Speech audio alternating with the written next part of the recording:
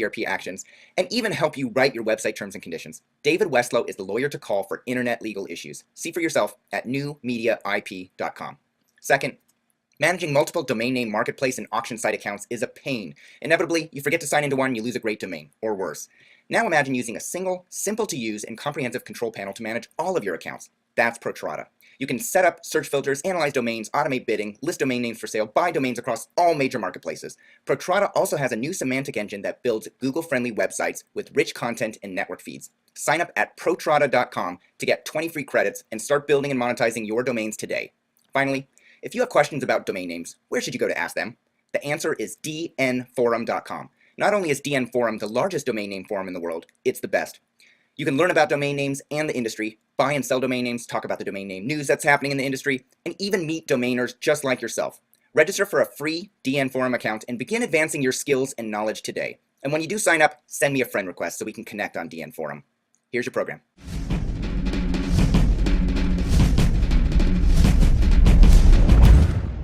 Hey everyone, my name is Michael Steiger and I'm the publisher of DomainSherpa.com, the website where you can learn how to become a successful domain name entrepreneur directly from the experts. Then when you have a success to share, you can come on the show and give back as today's guest is going to do. Everyone knows that being top ranked in Google's organic search results can send a tremendous amount of traffic to your website. Google now touches something like 93% of all web users and can make or break a business online. There are a tremendous amount of resources and websites that are available to understand search engine optimization, but very few that discuss the intricacies of domain names as they relate to search engine optimization, or SEO, as we'll be referring to in the show. So here's today's big question. How important is an industry-defining, keyword-rich domain name to ranking high in the search engines? Joining us to answer this question is Danny Sullivan.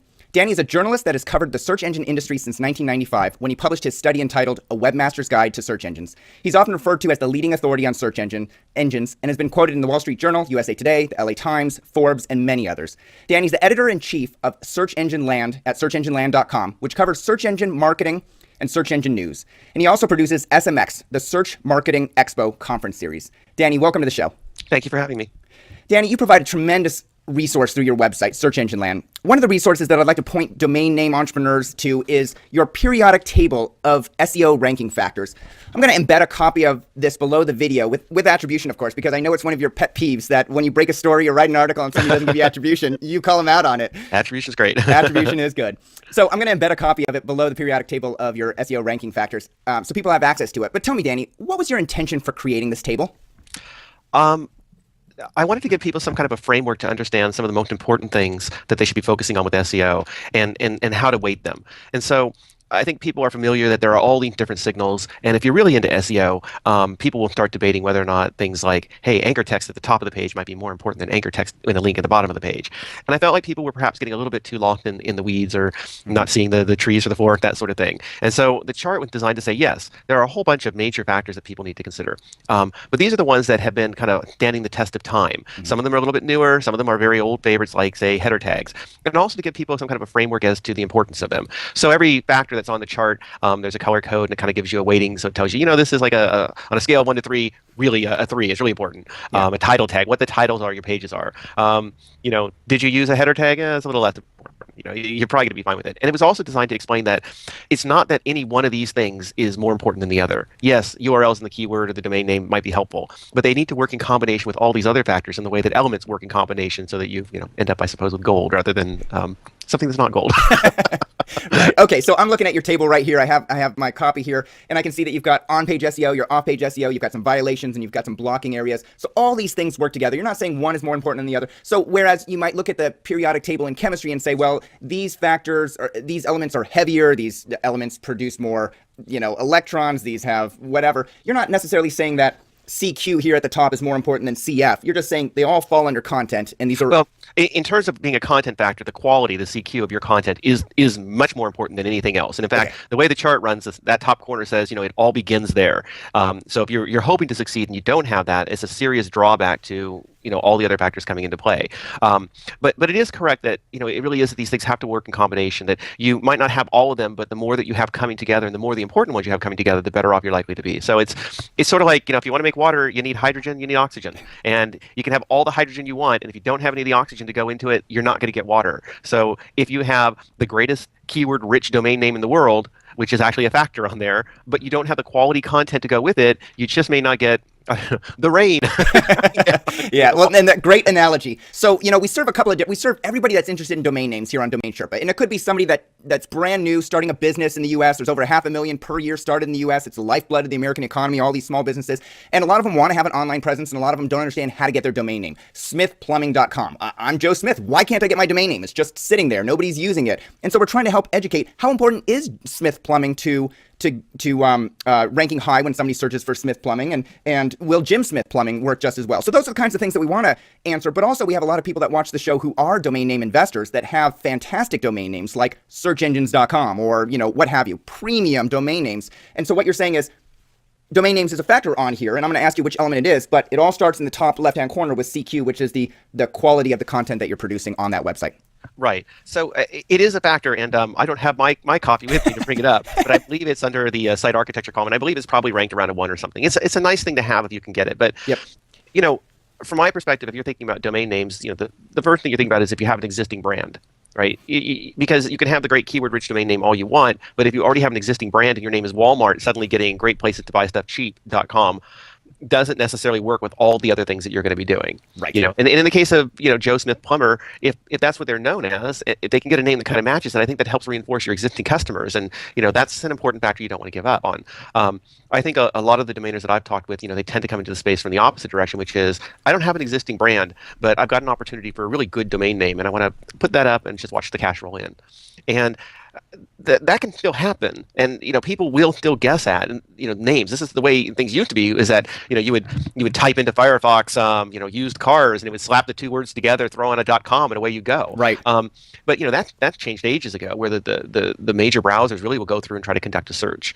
So and people will still do that kind of guessing. Well, I'm interested in blue widgets. I guess there must be bluewidgets.com. So there's still value in getting all that direct traffic, and plenty of people do get it. Right. But if you're trying to make the leap away from just the direct traffic, and you really want the search engine traffic. Yes, having the keyword-rich domain could help a little, but really for the longer-term success, it's going to be that you've got some content that stands behind that. Right. And I think a lot of domainers have gotten the idea that content means, okay, I've got Google AdSense for domains. Now all my that's my content, right? There's my content. What's the problem?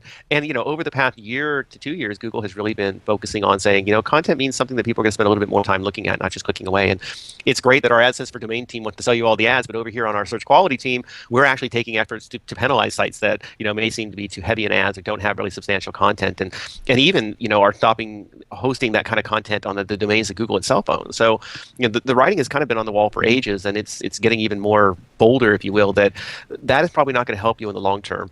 You really do need to have some kind of a content play that goes into it if you're looking to get maybe more value out of it than the domain name than just putting it up and hoping you get a lot coming in. Now let me ask you about this, Danny, because I think a lot of people wrestle with this content question. So on one hand, you have the domain investors, let's say, that don't want to park it anymore because they know that maybe they understand that type-in traffic is going down, or pay-per-click advertising that Google AdSense is delivering is going down, or Yahoo is going down, or whatever. And so they want to develop it. And so they develop these, I've seen a lot, these lightweight sites. Maybe they have 10 pages or 15 pages of content, and they're focused on certain keywords related to that domain name, and they write it. But to your point, it isn't the kind of content that people are coming to that they're going to think is authoritative, that they're going to spend a lot of time in.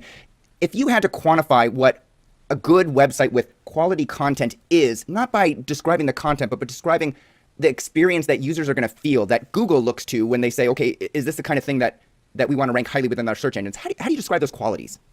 Well, I would say that what you're aiming for is a site that Google can't live without.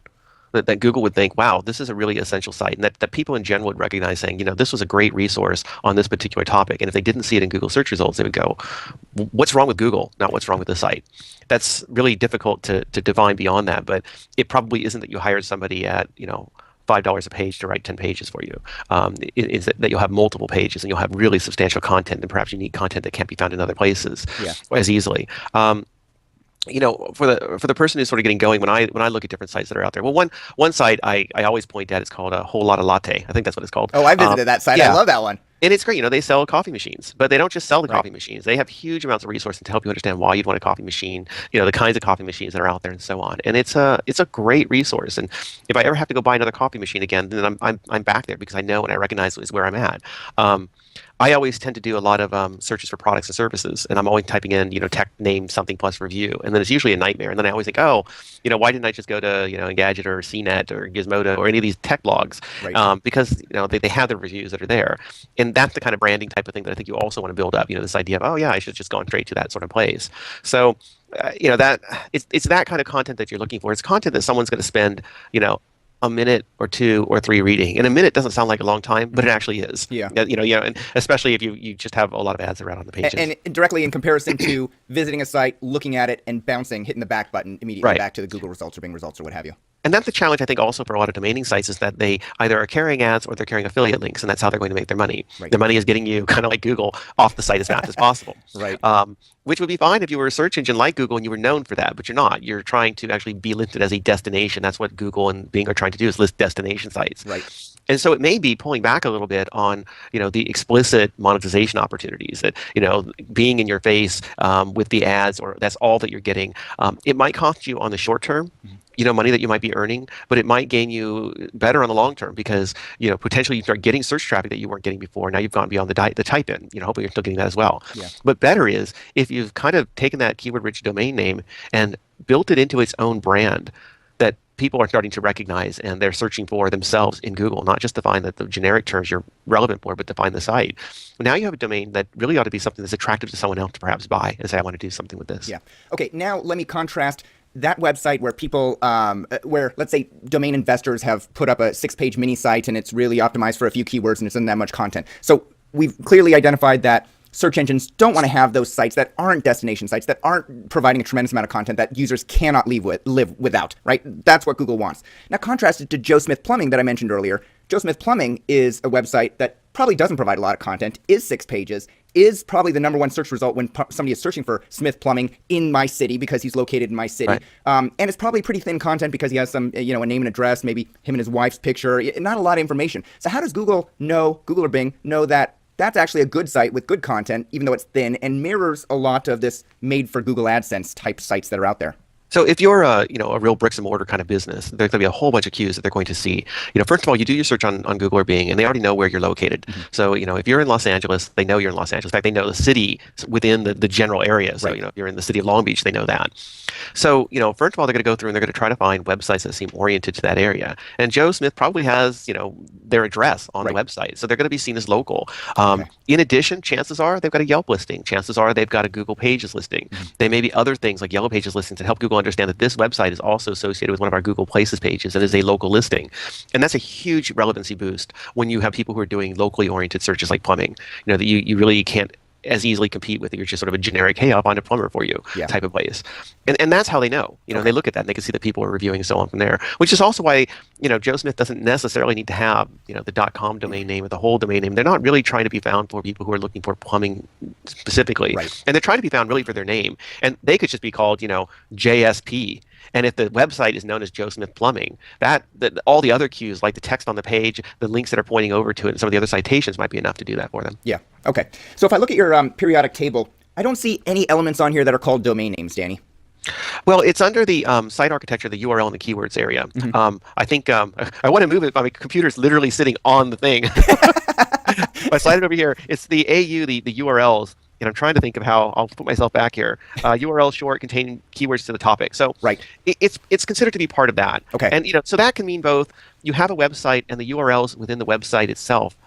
Internal pages may have some of the keywords that are being used, or you have the domain name. But it's not really that big of a factor that it gets broken out beyond that. Okay. And there can be debates on this, by the way. When we created the table, there was some, that was our initial stab at it to say this is our take. Not everybody will necessarily agree with it, but this is kind of where we're at. Sure. Okay. So I did some research prior to our show. I went on Google and I searched cord blood, which you may be aware of. It's an enormously high cost per click. It's on Google. And what I found is the number one organic result on Google is cordblood.com, the exact match. I went and I searched for car insurance quote. The number one result is carinsurancquote.net. I went and searched for immigration lawyer. The number one search result is immigrationlawyersnow.org. I didn't see immigrationlawyers.com, but maybe because that website's in Spanish and Google knows that I only speak English and eat yogurt for breakfast and have a dentist appointment after this interview and, everything else that Google knows about me. It seems to me that good businesses coupled with great generic keyword domain names gets a website to the top of the listings. Is my logic sound or flawed? Is it happenstance? It can help. I'm assuming that those sites that you went to were all substantial in some way. They are. That there was substantial content. From what I can see, yeah. Right. So, and that, yeah, that can definitely couple with it, especially when you kind of get into these generics but perhaps lesser known types of areas. So there's no issue at all with that. That's exactly what we've been talking about, the idea that if you can come up with the good content to back up the good domain name, that's very, very golden. Yeah. Okay. And have you seen that results as a result of pairing great domain names with great content actually gets you exponential results? Does 1 + 1 equal 3 or 4, or does it just equal 2, like any other factor on your periodic table? It's gonna vary on all sorts of things. I mean, it is not like great domain name, great content, you win. Although that would be great if you really are great content, but it may be great domain name, great content, but other sites out there have better content. And Right. other sites out there are better known. So, for example, if cordblood.com, came up and, they were started 5 years ago, and along comes, bettercordblood.com. And they're a brand new site, and they have all the same exact awesome content, but nobody necessarily knows about it, and they haven't built up any social buzz, and they haven't built up any links. It's just sort of like, okay, why do I want to toss out this perfectly good thing that everybody's been happy with something that's perhaps new? So you kind of have to build up your reputation. That's where sort of the quality and some of the history and stuff comes into play. Yeah. Okay. Some of the when you say quality and history, those are some of the factors that are listed on your periodic table that people can go and reference. Right. All right. So as I mentioned earlier in the show, over 500,000 new businesses formed in the United States every year. Here's a scenario: if there's a regular business person out there who can hand register a domain name for $10 for a brand new website that they want to put up, but that $10 is only going to get them a 3 or a 4-word combination like bettercordblood.com. Or they can spend $20,000 to buy an exact 2-word keyword phrase that represents their product or business perfectly. What would be your advice? Well, my combinations were $10 versus how much? 20,000, and that's what I generally see. $20,000 is what a great single or double or 2-word domain name, generic domain name, typically costs nowadays. So in general, I think in general, I think the shorter names resonate and work better on a variety of levels. First of all, they're easy to remember, right? That's one of the key things that are coming into it. Right. Actually, that's probably the main thing that's coming into it. I think the mistake that sometimes domainers think is, well, I'll get a bunch of the words in my domain name. And actually, one of the signs I tend to feel like of something that's low quality is when I go to, better-cord-blood-products-now. Yeah. You don't see a lot of hyphenated domains, I think, doing as well as you do in the past. In part, it's because the search engines, I think, have seen that as a high correlation between sites that can be very spammy. And so, it's maybe something you kind of want to avoid. Mm-hmm. Now, now you can get all those words sort of combined, and the search engines seem to be doing a better job of understanding if you're cordblood.com, that those are 2 different words that are in there and pulling them out separately like that for you. Even if they're all put in the same, I'm kind of curious. I wanted to do a search here. When I do a search for cord blood, if you do a search for cord blood on Google, you'll see that the URL and cord blood, both of those words, that word will be highlighted. Right. The word cord blood is one word, bolded, even though you search for the word separately, 2 different words. And that's telling you that Google's understanding that even though the words are together, I understand that they're related to them being separately. Mm-hmm. So I think the hyphenated pressure kind of has gone away over time. Yeah. And then that brings you back to, would you just kind of want to have a short, easy to respond URL? There's been a variety of reports where they have found that people, when they're searching, they're looking at things that are linked in the search engine, tend to prefer shorter URLs. But it's a balance. I mean, 20,000 can be a lot. Yeah. And there are plenty of cases where people have done well with domain names that don't have any relation to what they're searching for. And do your search for books, and you're going to get both. Amazon is like the classic example, right? They rank for books. And books is not in their domain name. Right. But they spent a lot of money delivering a lot of different things, not doing a tremendous amount of marketing, but putting it into customer service so that people talk about it and post on social media and post links. And, so what you're saying is you can overcome any single deficiency in any one of these, or maybe more, by doing some of the others much better. Yeah, I mean, if you're low in one area but you're high in many other areas, that can definitely have an impact on you. There are plenty of sites that are built, for example, all out of Flash, and they don't have the content that can be read by search engines as well as regular HTML copy. And yet, with a lot of buzz and a lot of links and other things pointing at them, then they do well almost despite themselves. Yeah.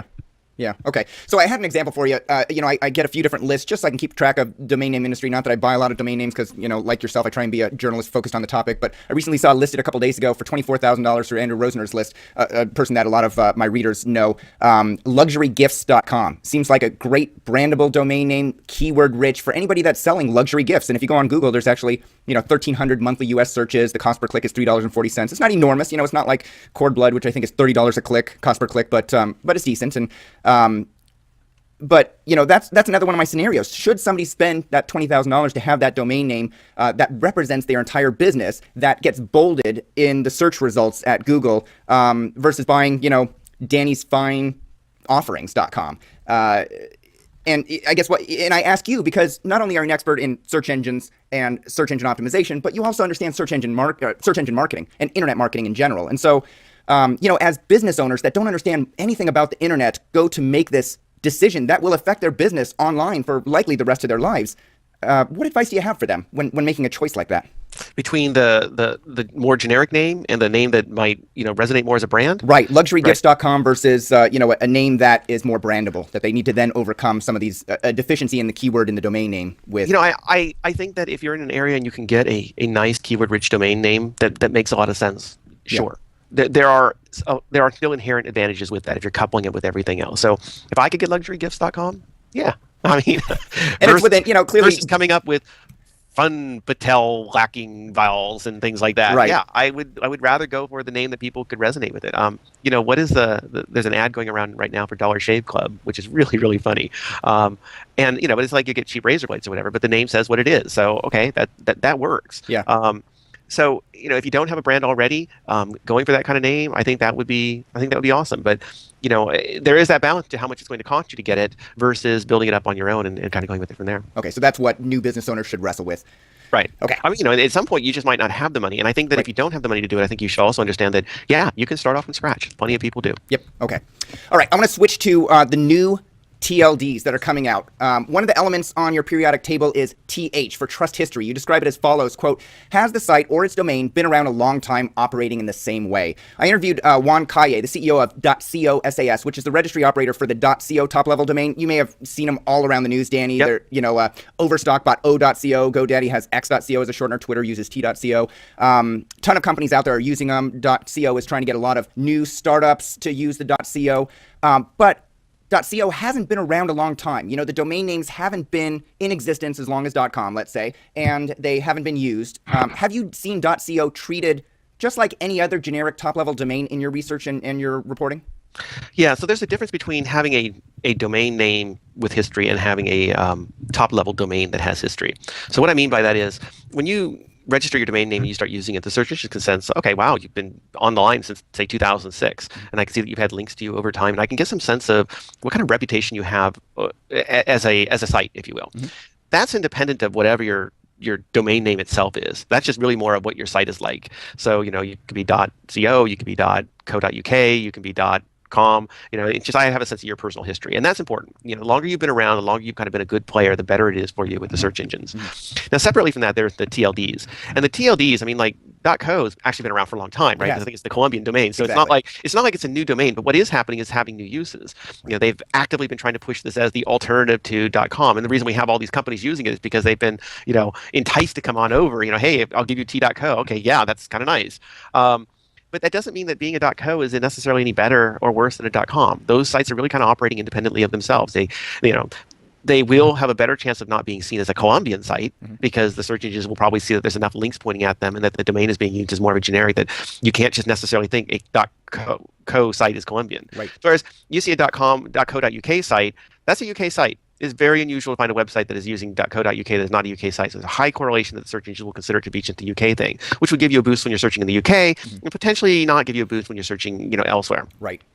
For the most part, the whatever top level domain you use is going to probably be fine. There was a thing where .cc, I believe it was so highly correlated with spammy domains that Google actually penalized them all.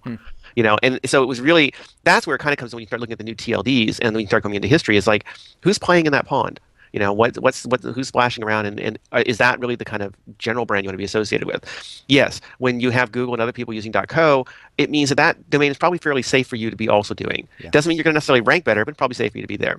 If you're doing .xxx and everybody else is doing .xxx as a porn site, and Google's doing special things for porn sites, typically filtering them out if you're not doing porn queries, then you better understand that unless you're a porn site, you probably don't want to be .xxx.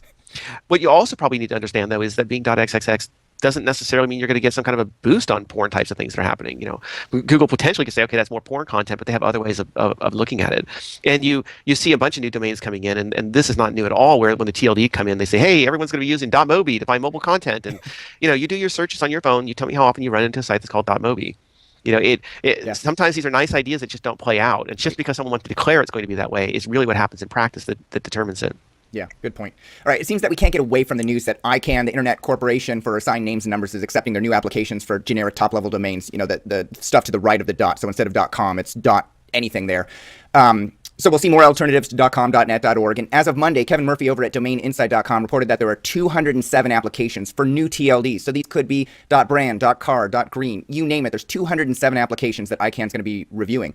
Are these a wise investment for normal people starting a business and expecting a decent search engine ranking in a reasonable amount of time? Or should they opt for a longer .com or an alternative top-level domain that's already aged so that they, rank a little bit higher in that one factor? If I were having to do it today and get going, I would just go for what it's out there. I wouldn't be sitting around waiting for these. If they were suddenly all available, if I could get a good domain for a reasonable price, yeah, I might do it. Although you might be saddled with the fact that you're going for a generic up against somebody else who's a generic. If you're usedcars.cars and there's another site called usedcars.com, it becomes harder, and some of the branding type of issues come into it. And to go back with like .co, Overstock just talked on their financial call about how they were doing a whole rebranding to O.co, and what a nightmare and what a disaster it was for them, apparently, that they unlocked all this traffic, nobody understood it. So it is a significant challenge to come through and think I'm going to take a big gamble on a new TLD and everyone's going to recognize it, that it's a big new brand or whatever. So there is the concern that you don't want to be the person who didn't get in on the ground floor and you kind of missed out, and there's something that's sort of tainty. So I think that, if I had some money to spend and I was a gambling person, I'd probably grab up some of the generics. Why not if they weren't that expensive, or if I didn't mind spending some money because I'm successful in other things. But I don't think for most people it's going to be the thing that they should be banking on. I actually think it's just going to be a freaking nightmare. I think what it's going to cause is, a bunch of big companies to be yet more annoyed that they have to go out and buy Coca-Cola.brand, which they're never going to use. They're just going to park it because it's cheaper to buy the thing and park it than go through the legal fees of whatever it is to try to get back to terms. So, on the one hand, it can be incredibly sucky that when the name you want is not available out there, and it can be a relief to find out that there's a .info or there's a, there is these sorts of alternatives, and I hope it really does come through that those sorts of things work. And yet every day new people are finding new names, and they buy them from other people, and those sorts of things work, and there's still opportunities out there. Yeah, definitely. Hey, Danny, I know I want to be cognizant of your time. We've been on the show for about 35 minutes so far. Do you have time for me to ask you about third-level domains and Panda before we wrap up? Yeah, we can wrap up with that. Great. So let me ask you about third-level domains, also known as subdomains. So these are the things that come before the domain. So it's third-level.domainname.com, let's say. In your research, would gifts.luxurygifts.com rank slightly higher for people searching for luxury gifts because it has gifts twice in the beginning part of the domain name? What factor does third-level domains play in ranking higher with respect to keywords in the URLs? They used to have a factor in that they would be seen as a distinct site. And therefore, you potentially could have, luxury gifts being listed and gifts.luxurygifts being listed as well. The search engines have kind of gotten savvier about that, and they treat them in various ways. For the most part, I wouldn't be doing the subdomains for any reason other than I have a substantial website that deserves to be out on its own. Amazon does kindle.amazon.com. Makes a lot of sense, right? You want to have a place to park all your Kindle stuff. You want it to have a homepage. You want to have kind of fairly short URL for people to get to. Makes sense to put it out there. But they don't have nameofbook.amazon.com for everything that's out there. So the more substantial the content is, the more that you think it needs to be out on its own kind of area in its own house, the kids have grown up, then the more likely it is that you want to do it. So Amazon could have bought Kindle.com, and for all I know, they probably own it. They could and put a website there. They could have done Amazon.com/Kindle, where people clearly understand that it's a domain name, a top-level domain, and it's a folder on that. Like, they understand that. A lot of people don't understand these third-level domains where it's Kindle.amazon.com. Does it have any search engine benefit to do a third-level domain today, as opposed to a standalone website, as opposed to a directory within, a website already? There's a slight benefit to having words in your URL. It's not a big benefit to have anywhere in the URL, right? Yeah. So having it as a subdomain it's just not. It's not that big a deal in my view that you would think, great, I'm going to put all this on a subdomain, and that's going to suddenly be the thing that makes this pop. I just wouldn't go out of my way of doing it. I would do it because it made sense for me to offer it on its own site. Yeah.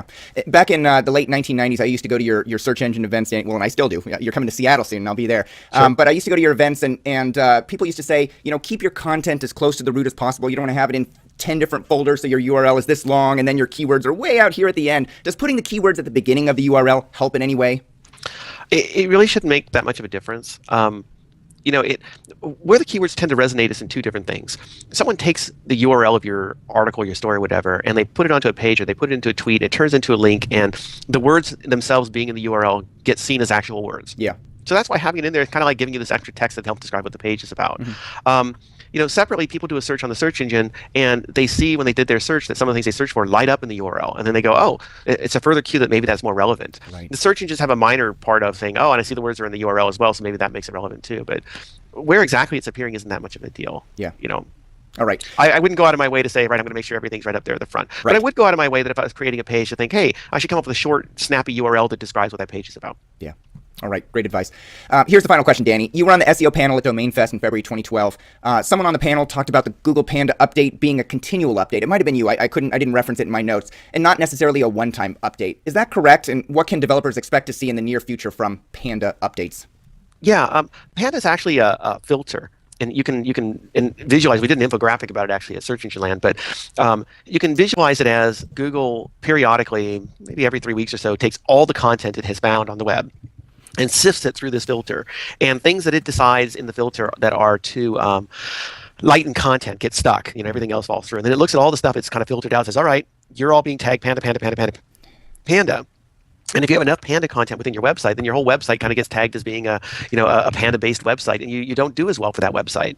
Now, then you make a bunch of changes. Everybody else makes changes, and every 3 weeks or so, Google comes along and it filters everything out again, and it changes that filter, right? It realizes, hey, I had a hole here. I'm going to fix that hole, and this was not catching the right kind of stuff. So they have a different kind of filter, the Panda filter, that's just kind of fine-tuned it. And so some things slip through, and that we're getting caught before because the filter has been changed. Some things get through that were caught before because they've changed and they actually are different, and new things may get caught. And yeah, that's not going away. That's a fact of life at this point. So when I'm cooking my dinner and I'm filtering my lettuce and whatever else and washing it, like I can see what's going through my sieve and what shouldn't have gone through and what did go through. When Google's looking at billions of pages out there and sifting everything through it, how do they know when there's a good site that got tagged Panda or a bad site that didn't get tagged Panda when they're dealing with like massive quantities like that? And how do I notify them if I'm a small business owner that maybe got tagged or they find it a variety of ways. They do their own internal testing, and so people might say, hey, you know what, we see that the quality has gone down. They have a bunch of reviewers who go out there to try to figure things out. They hear complaints. And they suddenly go back and they go, oh, right, this was really a prominent site. It kind of disappeared. We need to go fix that thing up, and they can kind of pick up with it that way.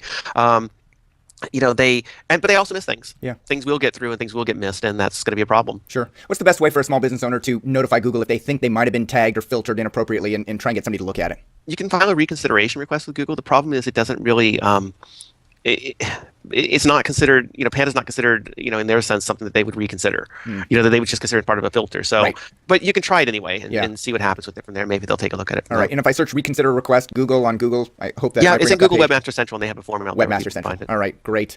All right. If you have a follow-up question, please post it in the comments below, and I'll ask Danny to come back and answer as many as he can. He's got a pretty full schedule, and I appreciate you, Danny, peeling off a few minutes to chat with us. If people want to follow you, Danny, what's the best way that they can do that? Do you have a Twitter account or a Google Plus account or anything like that? Yeah, I'm Danny Sullivan, DannySullivan. On Twitter. On Facebook, it's the same thing, facebook.com/my name. On Google Plus, you kind of have to search for me because they have those really long URLs. And if you go to Search Engine Land, you find any of my stories. All the URLs are down there. All right. I'm going to urge the audience, as I always do, if you receive value out of this interview, please take a moment and say thank you to Danny. Send a tweet, Google Plus, one of his pages, post a comment, go over to searchengineland.com.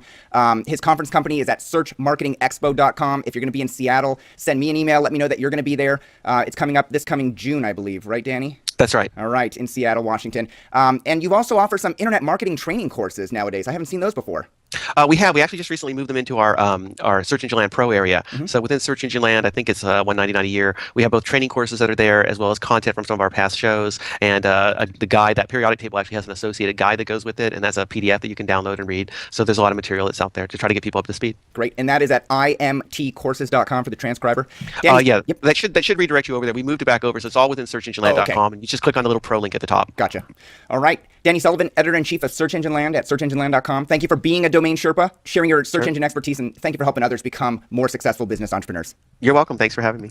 Thank you all for watching. We'll see you next time.